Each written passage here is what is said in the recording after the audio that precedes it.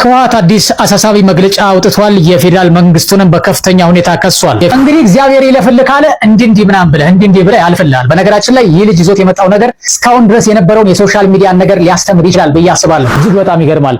በምርጫ ቀን መንግስት የለም በማለት ታዳጊዋን አስገድዶ የደፈረው ግለሰብ ቁጥጥር ስር ውሎ እንደተቀጣ ታውቋል። እጅግ በጣም ደስ የሚል ሰበር መረጃ ተሰምቷል። በሳውዲ አረቢያ በስር ላይ የሚገኙ ኢትዮጵያውያን ከስር መለቀቃቸው ተሰምቷል። ዛሬ የአሜሪካ አምባሳደር መቀሌ ገብተው የህወሓት አመራሮችን ከባድ ማስጠንቀቂያ አስተላልፈዋል። እጅግ በጣም ይገርማል። እውነት ለመናገር ለእናት ከዚህ በላይ ቢገባትም በዚህ እድሜዋ ግን ጋይስ አዶናይ ችግረኞችን ማሳደዱን አጠናክሮ ቀጥሎታል። ማደኑን ቀጥሏል። እንግዲህ እግዚአብሔር ይለፍልህ ካለ እንዲህ ምናምን ብለህ እንዲህ ብለህ ያልፍልሃል። በነገራችን ላይ ይህ ልጅ ይዞት የመጣው ነገር እስካሁን ድረስ የነበረውን የሶሻል ሚዲያ ነገር ሊያስተምር ይችላል ብዬ አስባለሁ። ሶሻል ሚዲያ ላይ ቫይራል ለመሆንና ህይወት ለመቀየር የሚያስፈልገው ኮምፒተንት ወይም ተወዳዳሪ መሆን ሳይሆን ዩኒክ መሆን ወይም ደግሞ ልዩ ሆኖ መቅረብ ነው። ልጁ እንግዲህ ብዙዎቻችን የምናውቀው ነገር ግን እንደ ኮንተንት አይደለም፣ እንደ ሐሳብ ሁሉ የማናስበው ነገር ነው ኮንተንት አድርጎ ፐብሊክ ላይ ፖስት ያደረገው። እንዲህ እያለ እየተጓዘ ፖስት አደረገ፣ ተወደደ። አሁን ላይ እንግዲህ ከመቀሌ አዲስ አበባ መጥቶ እና አዶናይና ልጅ ዳውድ ጋር ተገናኝቶ ማስታወቂያዎችን ሊሰራ እያመቻቹለት ህይወቱ ሊቀየር ነው ማለት ነው። ብዙዎቻችን እየደከም ያለ ነው ውድድር ያለበት ነገር ላይ ስለገባን ነው ብዬ አስባለሁ። ለማንኛውም የዚህ ወጣት መደሰት ያስደሰታችሁ ሰዎች እንኳን ደስ ያለ እያላችሁ ኮሜንት ላይ አስቀምጡልኝ። እናንተስ ምን ተማራችሁ ከዚህ ልጅ? እስኪ ሐሳባችሁንም በዛው አጋሩን። እጅግ በጣም ይገርማል።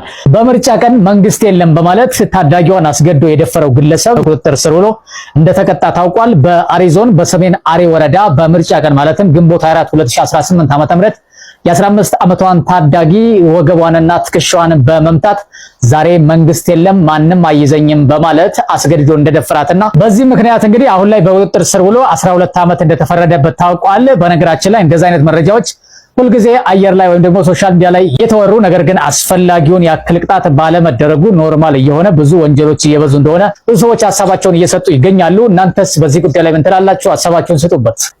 እጅግ በጣም ደስ የሚል ሰበር መረጃ ተሰምቷል። በሳውዲ አረቢያ በስር ላይ የሚገኙ ኢትዮጵያውያን ከስር መለቀቃቸው ተሰምቷል። በሳውዲ አረቢያ የሚገኘው የንጉሳዊ ቤተሰብ የምህረት አዋጅ ተጠቃሚ የሆኑት 1971 ኢትዮጵያውያን ዛሬ ከስር መለቀቃቸውን ሐምሌ 6 2018 የኢትዮጵያ ውጭ ጉዳይ ሚኒስትር አሳውቋል።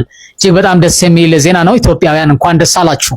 ዛሬ የአሜሪካ አምባሳደር መቀሌ ገብተው የህወሓት አመራሮችን ከባድ ማስጠንቀቂያ አስተላልፈዋል። አምባሳደሩ ከዚህ በፊት ለሁለት ጊዜ ያክል ወደ መቀሌ ለማምራት ያቀዱት ጉዞ እንደተዘጋባቸውና ዛሬ ግን ሐምሌ 8 2018 በመቀሌ ተገኝተው ከህወሓት ከፍተኛ አመራሮች ጋር ስብሰባ አድርገዋል። በአስቸኳይ ወደ ፕሪቶሪያው ስምምነት እንዲመለሱም ጠንከር ያለ ማስጠንቀቂያ አስተላልፈዋል። ይህ ማስጠንቀቂያ ምን ያክል ተጽዕኖ ያመጣል ብላችሁ ታስባላችሁ?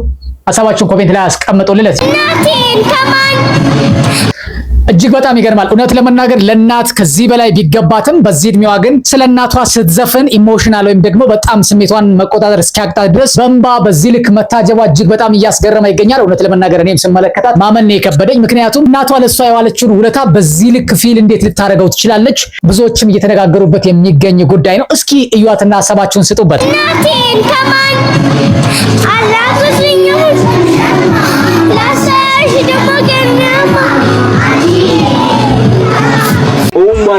ጋይስ አዶናይ ችግረኞችን ማሳደዱን አጠናክሮ ቀጥሎታል። ማደኑን ቀጥሏል። ብዙ ሰዎችም ይሄ ልጅ ለመስጠት ነው እንደ የተፈጠረው እያሉ ይገኛሉ። እኒህ የምትመለከቷቸውን አባት እንግዲህ በቅርቡ ደቡብ ክልል ላይ ልጃቸውን ይዘው መንገድ ላይ ሲያለቅሱ ከታዩ በኋላ ፈልጋቸው አምጡልኝ ላግዛቸው ፈልጋለሁ ብሎ ነበር አዶናይ። አሁን ላይ እንግዲህ እንደተገኙና እጅግ በጣም ደስ እንዳለው ቪዲዮ ሰርቷል። ጋይስ ዘመኑ በነገራችን ላይ እንዳይመረቅም እንዳይረገምም ሆነ ዘመን ነው ብዬ አስባለሁ። ምክንያቱም ሰዎች በቀላል መንገድ ገንዘብ የሚሰሩበት ዘመን ይሄ ነው። ብቸኛው ዘመን በ4 ደቂቃ ውስጥ ላይቭ ላይ ተቀምጠው ምናልባትም ጭንና ጡታቸውን እያሳዩ ሴቶቹ አንዳንዶቹም ቀልድ ይሁን ቁም ነገር የማይታወቅ ብቻ ብዙ ነገር በመለፍለፍ ገንዘብ በየ4 ደቂቃው በመቶ ሺዎች የሚቆጠሩ ገንዘቦችን የሚሰሩበት ዘመን ሲሆን ነገር ግን አዛውንቶች፣ እናቶችና አባቶች እንዲሁም ደግሞ አንዳንድ ወጣቶች መሄጃ ያጡበትና ግራ የተጋቡበት ዘመን፣ ረሃብና ችግር የበዛበት ዘመን ይሄ ዘመን ነው ብዬ አስባለሁ። ለማንኛውም ያላቸው ሰዎች ልክ እንደ አዶናይ ለተቸገሩት በተለይም ደግሞ አቅም ለሌላቸው ሰዎች ማካፈል ብትችሉ ብዙ ነገሮች ይለወጣሉ የሚል ሐሳብ ካላቸው ሰዎች መካከል አንዱ ነኝ።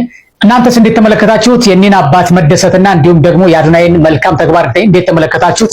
ሐሳባችሁን ኮሜንት ላይ አስቀምጡልኝ። ህወሓት አዲስ አሳሳቢ መግለጫ አውጥቷል። የፌዴራል መንግስቱንም በከፍተኛ ሁኔታ ከሷል። የፌዴራል መንግስቱ የትግራይ ክልል ተወላጆችን ከክልሉ እያስወጣ ወደ መከላከያ ካምፕ በማስገባትና በማጎሪያ ካምፕ አስገብቶ ለረሃብ ለስቃይና ለከፍተኛ እንግልት እየዳረጋቸው ነው ሲል ከሷል። እንዲሁም ደግሞ የትግራይ ተወላጆች ወደ ክልላችሁ ተመልሳችሁ እየተደረገ ላለው የህልውና ዘመቻ የበኩላችሁን አስተዋጽኦ እንድታደርጉ ሲልም ጥሪ አቅርቧል። ይህን ጉዳይ እንዴት ትመለከቱታላችሁ? ሐሳባችሁን በታማኝነት ኮሜንት ላይ አስቀምጡልኝ።